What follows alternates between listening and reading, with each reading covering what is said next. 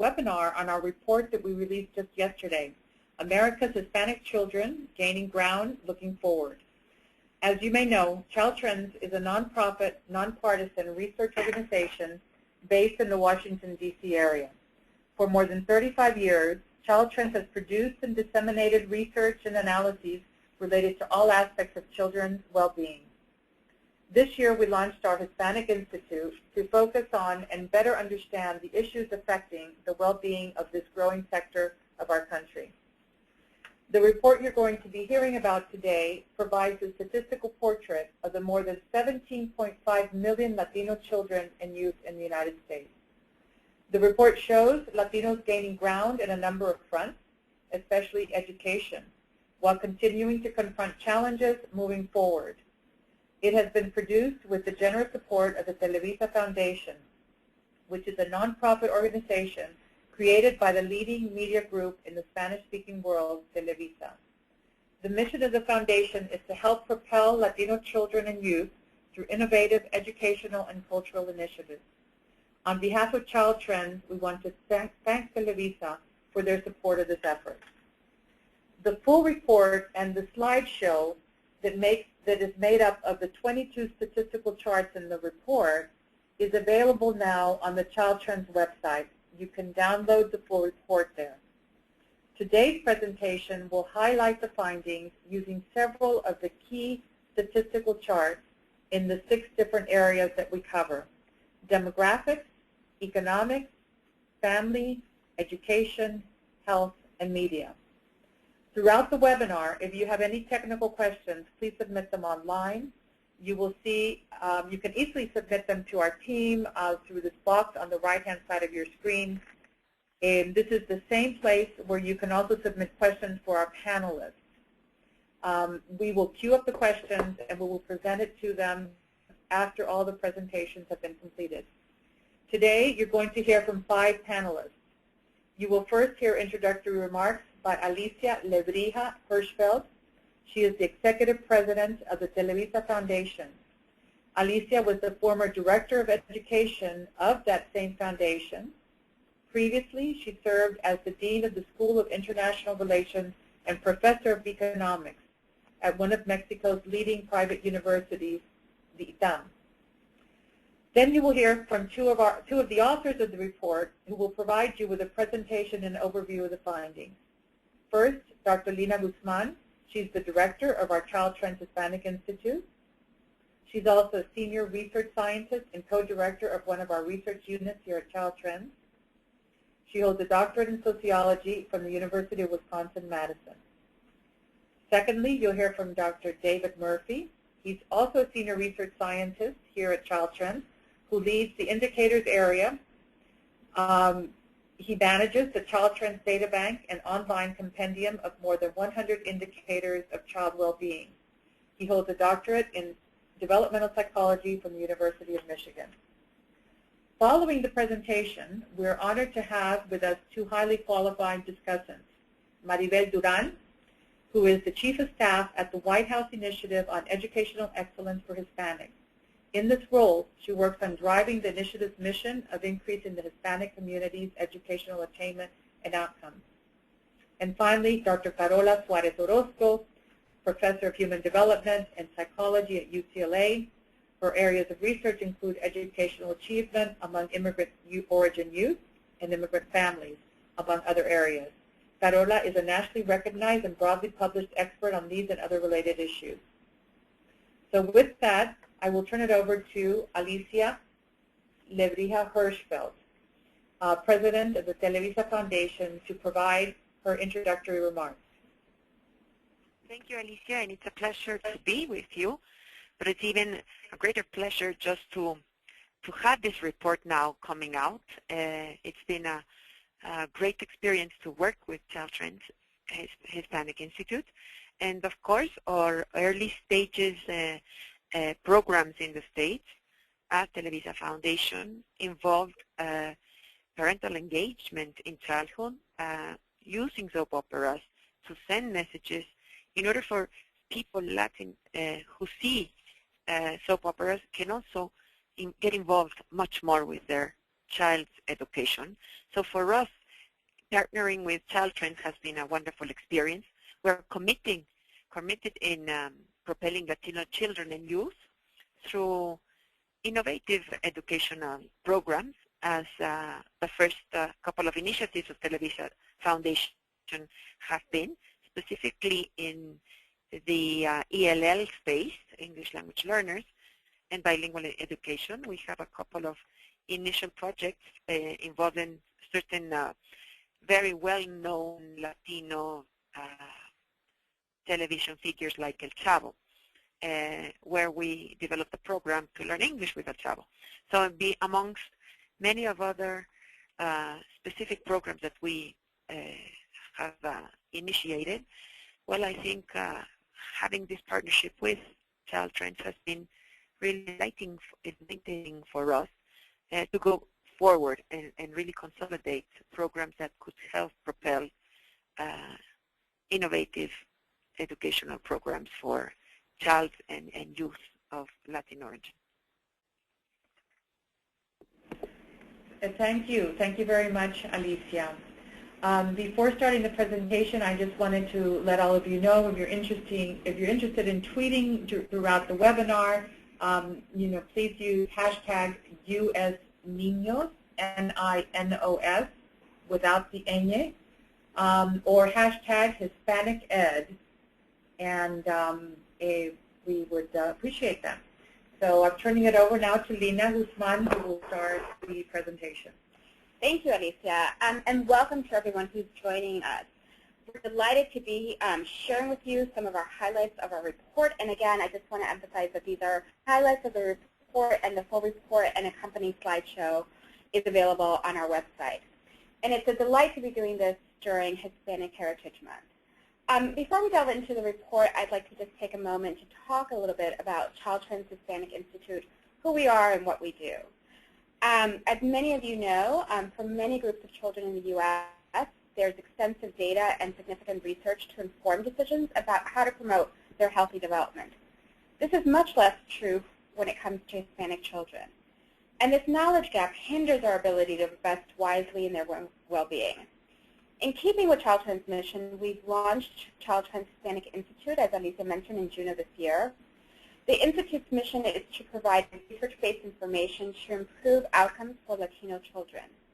And in keeping with this mission, we have been working on America's Hispanic children, which, as Alicia noted, is a statistical portrait of Latino children in this country and speaks to the great progress that Latino children have made in many respects, as well as areas that need continued improvement.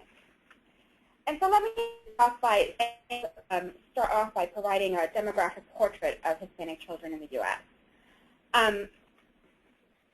As you can see from this slide, today roughly 1 in 4 of all children in the U.S. are Hispanic.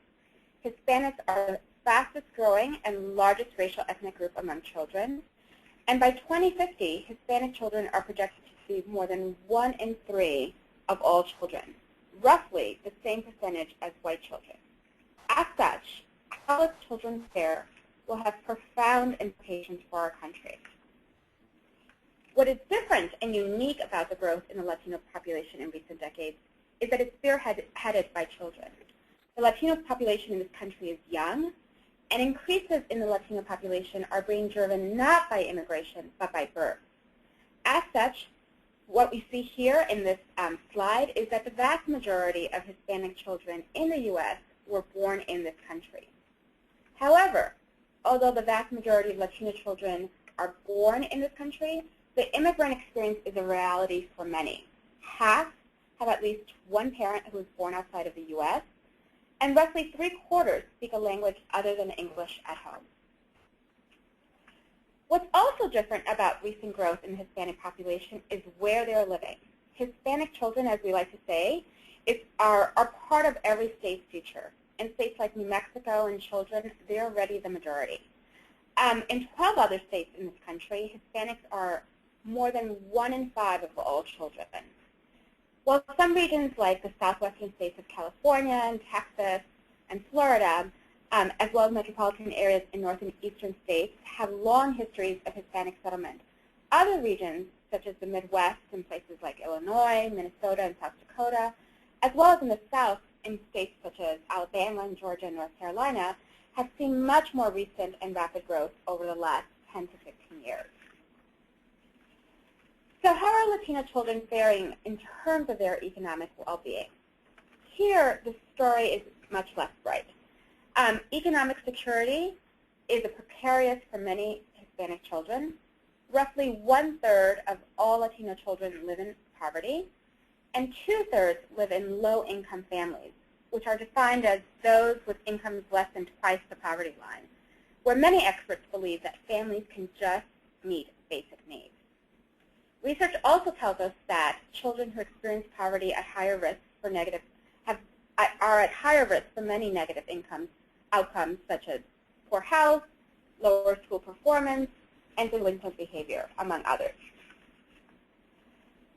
The data also tell us that 1 in 4 Hispanic children shares a bedroom with 2 or more family members. That is, there is 3 or more family members per bedroom in the house. This is a proportion that's 5 times higher than that among non-Hispanic white children and twice as high as that for black children. Although crowded housing is often a byproduct of poverty, such living arrangements may reflect cultural traditions and can also offer our children benefits such as greater access to a greater number of adults to help care for them and opportunities to interact with multiple generations. However, crowded housing can negatively affect child health and behavior as well as parenting. So what does family life look like for Hispanic children? We see that the vast majority of Hispanic children live with 2 married parents. 58% of Hispanic children live with 2 married parents, compared with roughly 3/4 of white children and roughly 1/3 of black children. We also see evidence of strong family life at the dinner table. Close to 60% of Hispanic children eat a home-cooked meal with their family 7 or more times in the past week. And why does this matter? We know from research that family meals, like other forms of parental involvement, are associated with positive behavioral outcomes for both children and teens. And now I'm going to turn it over to David, who will be talking about education, health, and media use among Hispanic children and youth. Thanks, Dana. So we'll turn to education, and I'll just point out, as you've probably caught on by now, that in general, the orange or golden bars in these charts refer to our Hispanic children, and whites are represented by the lighter blue and blacks by the darker blue. So just to give you that basic orientation to reading charts if you're not someone like me who stares at 100 of these every day. So we know when it comes to education that getting off to a good start in school is very important for later success. But unfortunately, the achievement gap starts early in putting some groups of young children at a disadvantage. So we should be concerned, as this slide shows, that Hispanic children lag behind their white and black peers on certain readiness skills. And these disparities likely are a reflection of multiple factors, including poverty that Nina's already mentioned, different cultural norms, and access to preschool programs. So if we see in the next slide, it's encouraging that recent data show a substantial increase in Hispanic children's attendance in center-based child care programs. They're still lagging behind their white and black peers on this measure, but overall, we know that participation in these programs is linked with improved readiness for school. So this is definitely an encouraging sign. But as I said, there are achievement gaps that persist, and this is just an example here. This is looking at math achievement at 8th grade. Again, the Hispanic data is represented by the orange or gold line, and you can see that they're falling far behind still their white peers, although the percentage who are at the proficient level or above has more than doubled just in the past 13 years. So that's encouraging. There's still a long way to go. Another encouraging sign, a sign of real progress, I think, is that since 2000, the proportion of the population of young Latinos who have not finished high school has fallen by 54%. That's the steepest decline of any group here in those recent years. Now, the new educational frontier for Hispanics is college. And while record numbers are getting to the starting gate here, many are not completing their post-secondary education. So we know Hispanic students are now the largest minority group on campus, but fewer are finishing with a degree. And now we're going to turn to health. And here, unlike the story of encouraging progress that we saw in education, there are some other areas of well-being that still present real challenges. Of course, one of the most concerning of today's public health issues is the one of overweight. And as these data show, nearly 4 in 10 Latino youth are either overweight or obese. So clearly, we have a lot of work to do here. And turning to the next slide, we see that health disparities begin early, with early preventive care. And this is something that really should be a no-brainer. A well child visit, which is a key opportunity for pediatricians to spot potential problems and for parents to raise any concerns that they may have about their child's development. Too many of our Hispanic children are not getting this care. In fact, they're the least likely among these groups shown to be getting that well child visit within the past year. One reason could have to do with health insurance. As a nation, we've made great strides in increasing health insurance coverage, especially for children. But Latino children still have rates of uninsurance that are twice as high as white children. So we know that among subgroups of Latino children, those who are foreign-born or who have one or more parents who is foreign-born, the rates of uninsurance are even higher. So this is concerning, and this really points to, I think, policy areas that we need to direct our attention to. And finally, we're going to turn to media use. We really can't talk about youth in this country or youth around the world without including what's shaping a big part of their experience, which is social media. Now, as you see in this slide here, Hispanic teens are about as likely as other teens to own a cell phone, but they're actually a little less likely than other teens to own a cell phone, but as likely as others to own a smartphone. And we know that Hispanics in general are more likely to access the internet and all that it has to offer from mobile devices like tablets, smartphones, and so on than they are to use the desktop computer at home. So there's some really huge opportunities here, I think ones that we've only begun to tap for getting pro-well-being messages out to youth, providing them with tools to monitor their own progress toward goals, connect them with supportive networks. This is a rapidly changing area. Many applications are still being developed, but this is a new way to help youth get themselves on the paths to success. So with that, I'm going to turn things back to my colleague, Alicia. Well, thank you. And just a reminder that, again, these were just some of the key highlights from the report. There's much more in the report that you can access on our website. So now we will turn it over to our discussants, starting with Maribel Duran from the White House Initiative on Educational Excellence for Hispanics. Maribel? Thank you very much for that introduction, Alicia, and thank you also for giving me the opportunity to participate today. Before I jump into my response, I do want to take a brief moment to thank you, Lena, David, and the rest of the team at Child Trends and at Televisa for the grand effort behind this report. This is hugely important for the work we are doing, and I know it will benefit many others in their efforts to support the Latino community across the country. Let me start by providing you with a brief background on who we are and what we do. The White House Initiative on Educational Excellence for Hispanics was first created in 1990 by President Bush to address the alarming high school dropout rate for Latinos. At the time, a demoralizing 32%. Under the Obama administration, our initiative's mandate was expanded and now covers a cradle-to-career agenda.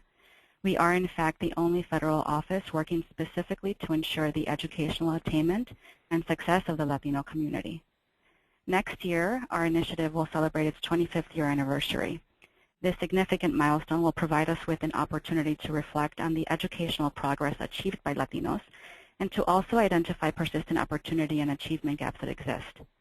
This month, we officially kicked off our anniversary year of action, wherein we are prioritizing amplifying the significant investments the federal government has made to support the educational attainment of the Latino community, as well as highlighting bright spots that are showing policy in action and what is working for Latinos, while fostering partnerships and key commitments complementing federal resources, and visiting and supporting emerging communities that have seen significant growth of Latinos over the last 10 to 15 years. Which leads me to the research. America's Hispanic children gaining ground looking forward indicates that by 2050, 1/3 of the United States working age population is projected to be Latino. Further, we know that 1 in 4 children in our public school system is Latino. Your report also tells us where these Latinos are, which is incredibly helpful to our efforts. This fall, for the first time in the nation's history, the majority of the children in our public schools are made up of minorities. This is significant, and it is indicative of the changing face of our country. The report tells us that while there has been great progress from early childhood education to post-secondary attainment, it is not yet enough, and we have much more work to do. The future of our nation is inextricably linked to the future of the Hispanic community. Inequities that continue to persist for this community is not only a Latino issue, it is an American issue. It is increasingly about demographics, economics, and the workforce. Cecilia Munoz, director of the White House Domestic Policy Council, in an interview recently mentioned that only 25 years ago, éramos invisibles. Latinos were invisible. We didn't have the data that put us on the map. Over the last 25 years, we've made progress not only with education, but when it comes to research and data. Now, more than ever, it is increasingly important to have relevant data that gives us an accurate snapshot of where we fall on the educational spectrum. These findings can and should help inform policymakers at the federal, state, and local levels to ensure for targeted investments and prioritization of issues. The data shows us that we are making progress in key areas. The number of Latino children attending early care and education programs is increasing. Hispanics have shown gains in 8th grade math over the last decade. The high school dropout rate, which is significant, among Hispanic youth has declined substantially. High school graduation rates are at the highest they've ever been. College enrollment is up for more Hispanics, more than any other group, and we currently are the largest minority on college campuses. And while we applaud these gains, we recognize we must do more. We now know that 1/3 of Hispanic children live in poverty, that 1 in 4 live in crowded housing. Hispanic children are least likely to be academically ready for kindergarten, and only 16% of Hispanics ages 25 to 29 have completed a bachelor's degree or more. And while not under the education umbrella, the finding that Latinos are less likely to have health insurance and are increasingly overweight or obese is key. It is because of this current state of education for Latinos that this administration is committed to continue championing a quality early childhood education as the best investment we can make for our children. We must continue to work on providing access to a quality preschool education to ensure that they start on a level playing field and not far behind their peers. One that reflects the large number of dual language learners, and one that includes a culturally relevant approach. We will continue to make it easier and more affordable for Latinos to enter and persist in and succeed in college. We will continue funding programs like the Promise Zone Initiative and Promise Neighborhood that aim to provide resources to communities to support families that need it most. The data is important and necessary. From health to housing, these findings are critical and directly linked to a student's chances for success. Further, we cannot begin to reframe our community's narrative if we do not have a complete picture of who we are, where we are, and what we do. We cannot move from a deficit-based narrative to an asset-based one if we do not have the data to show our progress as a community. We cannot continue to invest where we need to or prioritize our efforts where they are most needed if we do not have the data to show us the persistent gaps. We cannot conduct effective outreach and engagement if we do not know where Latinos are and how they are consuming their information. I am optimistic that we will leverage this data to inform what we do so that we can continue lifting more and more families into the middle class and providing more letters of opportunity for more Latinos across the country, which will benefit the nation as a whole and fulfill America's future. Thank you very much for this tremendous effort. Thank you, Maribel. Now we'll hear from Carola.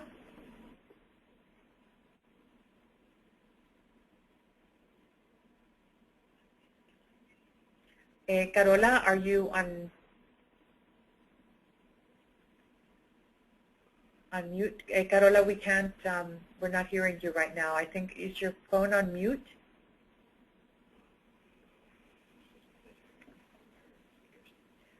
Carola, it seems that you muted your speakers.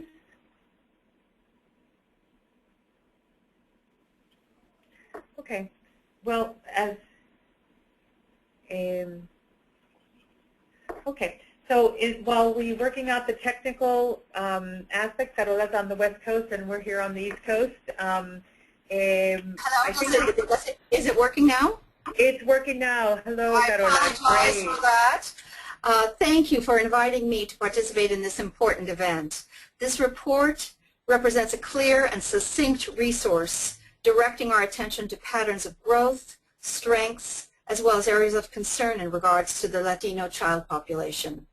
In my 5-ish minutes, I will direct my comments to the educational arena. Strikingly, there is much to celebrate. Latino students have made significant gains over the last few decades.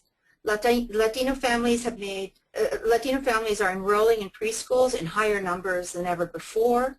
Dropout rates have plummeted in recent years. College enrollment has increased significantly. These are all moves in the right direction, but we cannot be satisfied. I tend to look at data from a strengths and challenges point of view. This report pointed to several ways in which Latino families come into the educational arena with strengths on their educational ledger. Latino families clearly value education. Young children enter schools with educación, that is, with socio-emotional skills that ready them for school, but also for life. Arguably, these socio-emotional skills lay a sound foundation for what Daniel Goleman termed emotional intelligence. Latinos also tend to live in two-parent homes who talk to them at the dinner table about their days, their plans, their goals, their lives.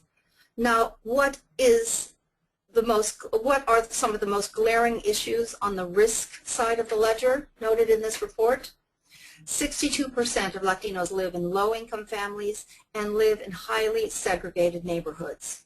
Data from the Civil Rights Project demonstrates that Latinos are the most likely school population to attend triple segregated schools by poverty, by race and ethnicity, as well as linguistically. This means the neediest students some of the neediest of our children are exposed to the least in the way of educational resources. Latino children are also likely to come into kindergarten with pre-literacy skills, school readiness, which in turn sets them behind on a lagging course on the educational trajectory. College completion rates of Latinos are half the U.S. average. This is a particular concern given rising costs of college and growing evidence that some college is of no more value than a high school diploma. So what are some of the implications moving forward? There are many, but 3 come immediately to mind. There's always more to know, but while there's an emerging body of evidence around early childhood, high school, and even college age, there's a striking dearth of evidence in middle childhood. Yet this is a period of educational development when children are at most risk of disengagement from school. As such, this is an age period when much more research needs to be done about Latino children. We also need interventions that make parents and families aware of just how valuable it is to teach their children to write their names and learn to recognize the letters and numbers before they come into school. If they know how much of a difference this will make in their children's lives, they will surely respond. And the obvious place to intervene is through a massive public awareness campaign through both Spanish and English media. We also need much better work in schools that respectfully involve parents and extended families, not just parents, but do not blame them if inflexible schedules, linguistic barriers, and different cultural perspectives on what involvement means leads to limited visibility. This should not be interpreted as not caring about their children's education. And I must emphasize, just as parents need to learn about what is expected, educators need to learn in meaningful ways about the fastest growing group of children in our schools. Working together, educators, researchers, and policymakers will be able to harness the energies and dreams of our Latino children. Thank you very much. Great. Thank you. Thank you so much, Carola and Maribel. We've had quite a few questions come in, and so and we have about 25 minutes to address these questions. So I'd like to begin with a question. Carola, really taking up on what you were just speaking about. There's a question that came in that regarding that issue. It says, you note the schools and teachers may need to be more culturally sensitive to get Hispanic parents more involved in education of their children. What should they do? What should they do? Well, they need to learn. They need to learn about the family, their families, and the children that they're serving. And a great first start is reading your report. And then they need to stop judging. I've spent a lot of time in a lot of schools on both coasts, and what I often hear is Latino parents, they don't care about their children. And you talk to parents and you know that many times they frame their migration, and we know that 50% of immigrant kids have immigrant parents. We know that, in fact, often they frame their migration in terms of giving their children a better opportunity. And the better opportunity is around offering them a better education. So there's a mismatch between what teachers on the ground are thinking and what parents are saying to their children and what they're thinking. And because they haven't shown up for a parent-teacher conference, the teachers are interpreting that as not caring about the children's future. So there's education that has to happen on both sides, I think. Great. Along the same lines of education, why the low college graduation rate? Nina, could you first address that, and maybe Maribel, you might have some thoughts about that also? Sure. I think the answer to that is complex. It's not one answer. There is no one answer as to why we have such low college completion rates. When we ask Hispanic students why they're not completing college, finances, money is on the top of that list, followed by family responsibilities. Likely other reasons include where they go to school. Many of them are going to community colleges, which have traditionally lower rates of college completion regardless of race or ethnicity. It can also be a struggle. I know that I see this in the work that I do. A struggle between the pull from being part of a home and being part of a college student, and the challenges to reconciling those two identities. Many of our Hispanic students don't go away to college, and those who do can have a very isolating experience. So it's a complexity of things. I think that with money and family responsibilities being on the top of the list. And Maribel, do you want to talk a little bit about some of the things that the administration and the initiative is doing in response to those issues? Absolutely. So I want to echo your response, Alina, that it is in fact a complex issue, and there's sort of a layered responses. So one, definitely financial. I think, for the things that we continue to hear on the road from many students and parents themselves is that finances are an issue. And so what we did to address that earlier this year, we created the Graduate Financial Aid Guide to Success. And you can find it on our website at ed.gov/Hispanic Initiative. And really this was putting together all of the information that the federal government has to offer, information about Pell Grants, information about student loan repayment, and really just tips on how to navigate the college enrollment process. We also found that there is a significant information barrier. So this guide has been made available in English and in Spanish, and it's in a culturally relevant voice so that students and parents can understand it. So beyond the financial barriers and beyond the information barrier that sometimes people don't know where to go and how to access the information, this administration has really championed and tried to make going to college and affording college very much so in the last 5 years. For example, the President has raised the maximum Pell Grant Award to $5,730, and that's roughly a $1,000 increase since 2008. More and more Latinos are applying, and really just being aware of the FAFSA, filling out the FAFSA. This is something that's near and dear to not only the President but the First Lady. You've seen her in her efforts and her recent campaign to reach higher, and that's really just to work across the educational spectrum and support students, but also shine a light at sort of those points that often don't get talked about enough, and that's the counselor piece. We need more counselors. We need more quality counselors. We need to equip them with the information that they need. Once they're in college, we need programs and support systems that are going to encourage our Latino students to persist. We see, especially in the first year, that's a very critical point in their lives to be able to just stay in college and persist.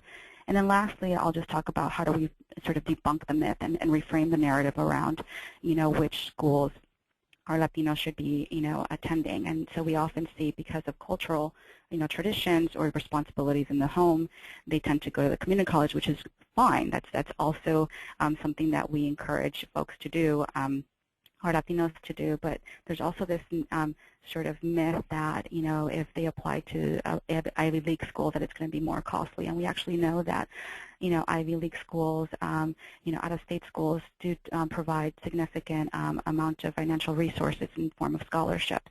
So that's also something that that's in the information barrier that we need to address as well. Thank you, Maribel. One of the questions that came up here, and I'm not sure who might be the best person, maybe Maribel, you could address this, related to the Common Core, and what do we know about the Common Core? Is it helping to promote Latino children's educational achievement?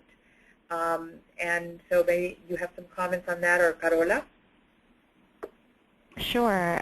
So we actually had a webinar on this, the topic around college standards and career readiness, and we had that earlier this month. And you will also find information about this topic on our website, and that's at .gov/Hispanic Initiative. But really, this is something that, as you all know, has been a great interest and something that the administration, didn't create. So it's not a federal mandate. This is something that was created by states, by education leaders that saw the incredible need to have high standards, for one, and to be able to compete with other countries that right now are competing us. But to be able to have high and the same standards across the states. And so, states have shown tremendous courage and leadership in adopting a lot of these standards. And how it impacts Latinos, well, we want to know the truth. We want to know where our students are landing on the educational spectrum, how they are attaining, how are they doing in school, and to be able, from state to state, be able to have that sort of commonality. And I think that's huge progress for us as a country, to be able to know where our students are at, and no longer sort of being lied to in terms of, getting an A really does mean an A. I think that's an incredible movement, and I think for us, for the administration, really it's, we support high standards, we support, a quality education for all students, and we definitely want, as we've seen through your report, we definitely need to make significant progress to ensure that Latinos are part of that. This is Carola, and this is not an area of expertise, but I'll the Common Core, but I'll say a couple of things. One is the verdict's still out on the Common Core. I think that it is very important to raise the standard of learning in our schools, especially the schools that our kids, Latino kids, are going to. Anything that will raise the standard and teach them to think and be prepared for the new economy is a good thing. Often kids, if you're just looking at grades, Latino kids can do fairly well because especially immigrant or kids who are just entering schools, because they're often very well behaved and grades reflect behavior. But one area of concern is assessment. It takes a long time for children to obtain academic English, and a lot of our English language learners have yet to, it takes about 5 to 7 years to get full academic English, and a lot of these tests penalize academic English language learners. So I'm worried about whether the assessments are going to be in line with the issues that English language learners have. So the verdict's still out on how this is going to work for our kids. Thank you, Carola and Maribel. We have a question now for, I think, our presenters here at Child Trends regarding the school readiness pre-academic skills, i.e. letter identification, counting, reading, written words among 5-year-olds, not yet in kindergarten, that were presented based on NCES data. Were those skills assessed in English only, or are the data reflecting those skills regardless of language of assessment? So this comes from these data come from the National Household of Education survey, and these are based on parent reports. The survey is conducted in both English and Spanish, so these are based on parents' reports, their assessments, perceptions of where their kids are in terms of these different skills. Assessments, teacher-based assessments or other types of assessments may show different results, but we still would probably see this pattern holding up as parents have some a good level of awareness of these different skills. Great. David, this one would be for you. What data are available on the number of Hispanic children who are here unauthorized? Okay. Well, the short answer is there are no good data on that topic. There have been some estimates, I guess foremost by our colleagues at the Pew Hispanic Center, on the total number of unauthorized immigrants, but it's not, the number typically isn't broken down by their country of origin. We know that there are about 11 million unauthorized immigrants in the U.S. as of last estimation, and obviously some portion of those are children, but as we said in the report, when it comes to children, a huge majority, over 90%, were born in this country. So it's really a footnote. When we're talking about Latino children, unauthorized status is really a footnote rather than something that should be driving the conversation. But as Lena pointed out, that's not to say that the immigrant experience is not part of their family's recent past, and so I think we need to be sensitive to the experiences that their families may have had, and we know that many families have escaped conditions of violence or severe poverty, and I think it behooves anybody who works with this population to be informed about those kinds of experiences and conditions, and to be able to work with children and families in a way that's sensitive to that.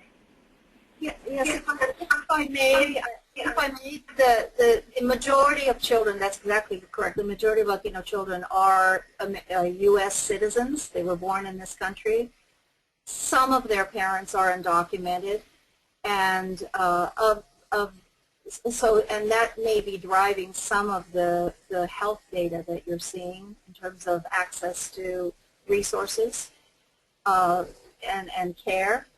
The children who grow up under the shadow, who have an undocumented parent, are less likely to access child care, health care, library services, and so there are implications for well-being for those children, even though they're citizen children. Thank you. We've had several questions come in regarding engaging the family, engaging abuelas, what can after-school programs do to work specifically with the entire family. So there's several of those questions, and I think that, perhaps, Lina, you could address, some of the programs that we're aware of that work on parent engagement. Sure.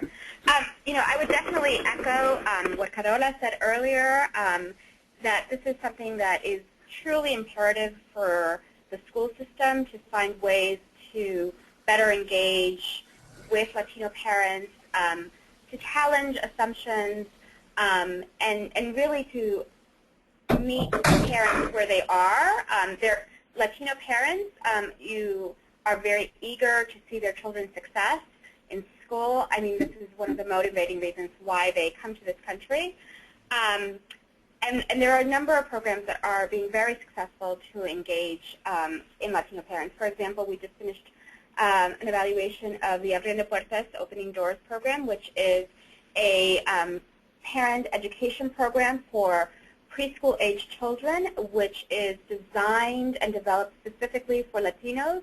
They have very much with a focus of developing a culturally sensitive curriculum for parents, for Latino parents. It focuses on helping them to better understand their child's development, how to help to facilitate and foster those very important school readiness skills, how to help them advocate and for their children in school as well as outside of school, how to, for example, look for early care and education programs that are going to help facilitate, again, their school readiness of their children, but very much keeping it within the Latino culture, keeping it relevant to the Latino culture.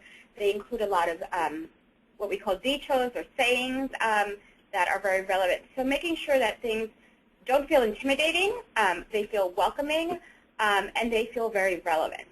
And one of the things that I think there's emerging research to suggest that ways that it doesn't take getting parents, Latino parents engaged doesn't necessarily have to be, a multi-million-dollar facelift in one program. It could be as simple as having words and posters and materials that reflect the children of the classroom, having a teacher be able to just even say a few words in Spanish to either the children or the parents can be, enormously encouraging and for both the children and the parents.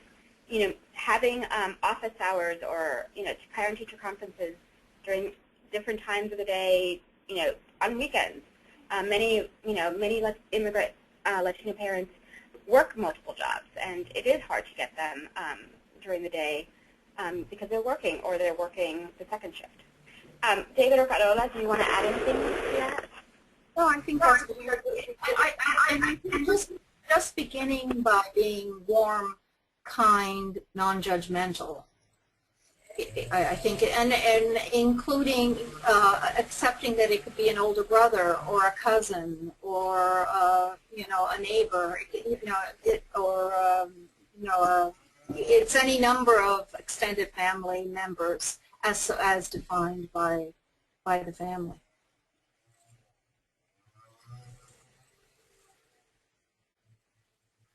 Yeah, we also have just numerous questions coming in about dual language learners and what do we know about dual language learners and the kinds of programs that are serving them. So I'm turning that over to David. Okay. I guess you've thrown me sort of the general topic rather than a specific question, but I think this is still a rapidly evolving field where we're gaining knowledge, but clearly we need to work to meet the needs of dual language learners. We know certainly that there are many benefits of bilingualism, both as adults, but also even while children are growing up. There are cognitive benefits, there are social benefits, there are emotional benefits. So I think the research is clear on that point. As I think one of our discussants already said, there are challenges when it comes to the sort of the assessment instruments that are typically used in schools that may require children to have what was called academic level English, and there's a need for all school personnel and other social institutions that interact with families and children to realize that children are very capable of learning more than one language at once, that it's important to foster their progress on both languages, to not abandon the first language while they're learning the second language. Those are some basic principles. There's a lot more we could say about it, but about 1 in 4 children, depending on the definition now, is a dual language learner in the United States. So this is a huge number, and I think it's a tremendous asset potentially for our country's future. But we do need to proceed sensitively with understanding of how to maximize the benefits that do come with learning more than one language. Carola, do you have something to add to that? No, that's exactly right. We need to recognize that children are hearing 2 languages at home. It's very important for them to maintain the language of communication at home. I'm approaching 60, and in my era, the wisdom, and I'm putting that in quotation marks if you can't see me, with my fingers wiggling in the air, that the wisdom was abandon first language, go straight to English. And there's a socio-emotional cost to that, because you lose the ability to communicate with your family, and it's very important to be able to talk with your parents. And negotiate all the different issues that come with having family life. So abandoning language at home is a very bad idea. There's a growing evidence that it's important to learn to read in the language in which you've heard sounds in your native language. So phonemic awareness should match, as you're learning to go ah, be, say, you're sounding out the letters. It should match the sounds that you heard really early on in your as an infant. So it's a good idea to scaffold on your native language. At the same time, you need to get to academic language as soon as possible. Academic language in this country is English. So there are advantages to 2 languages. There's certainly marketplace advantages down the line. So we need to be working towards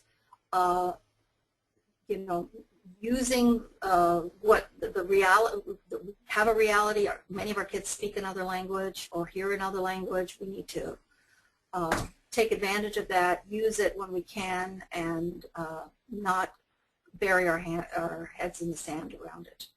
That said, not every school district in America can do it, right? Because, in Los Angeles, we have a critical mass. In small districts in Ohio, there might not be enough kids. So, every district is going to have to make different kinds of decisions. So it's a complicated issue, but we don't have to reinvent the wheel. There are some wisdoms learned already, and we need to look systematically at the evidence. Great. Thank you, Carola.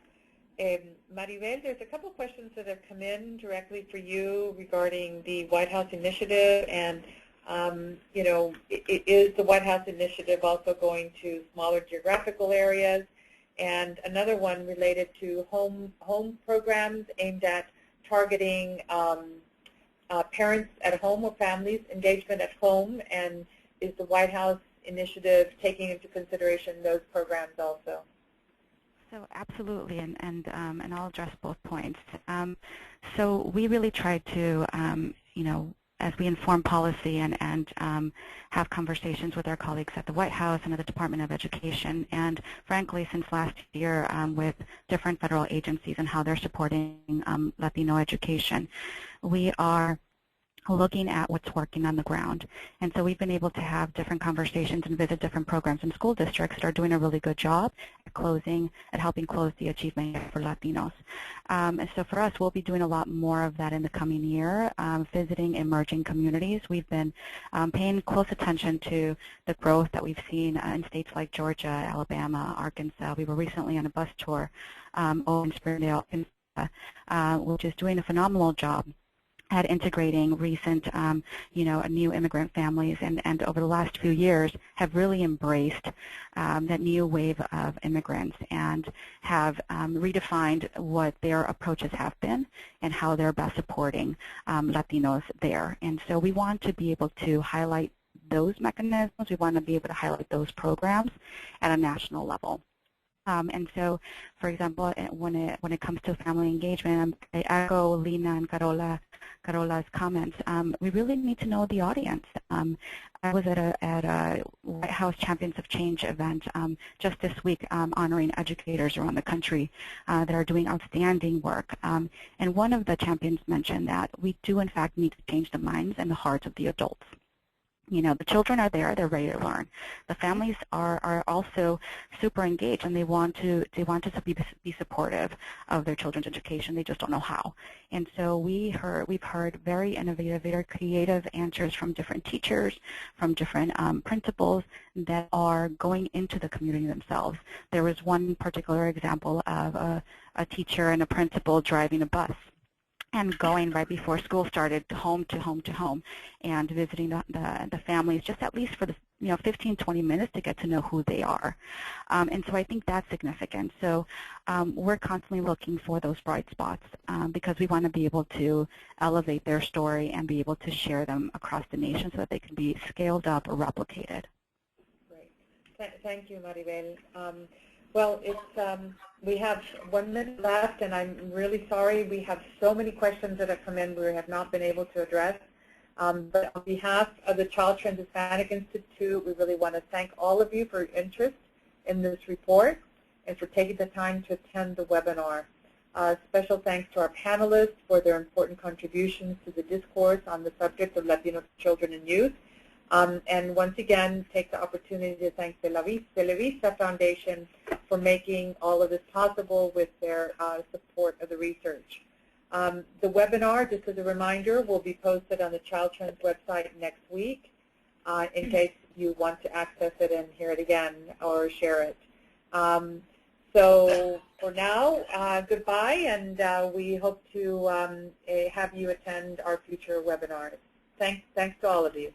Thank you for your important work. Great, thank you.